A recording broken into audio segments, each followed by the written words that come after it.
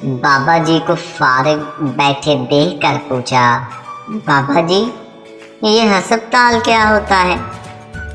बाबा जी पहले मुस्कुराए, फिर अपने हुक्के से लंबा कश लगाया, फिर फजा में धुएं का बादल छोड़ते हुए बोले, ओ पुत्रा, जमीन से आसमान पर जाने के लिए रास्ते में जो टूल प्लाजा आता है उसको अस्पताल कहते हैं।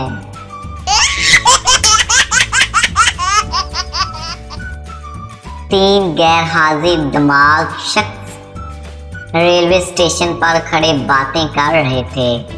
वो बातों में इतने मसरूफ थे कि उनको गाड़ी के आने की खबर ही ना रही। तब ट्रेन ने चलने के लिए हार्न बजाया तो वो कुछ होश में आए और गाड़ी की तरफ तेजी से भागने लगे। दो तो गाड़ी पर चढ़ने में कामयाब हो गए, लेकिन एक रह गया। ये देखकर कुली बोला, कोई बात नहीं साहब जी, दूसरी ट्रेन से चले जाना। आदमी ने जवाब दिया, वो तो ठीक है, पर इन दो का क्या होगा जो मुझे ट्रेन पर छोड़ने आए थे?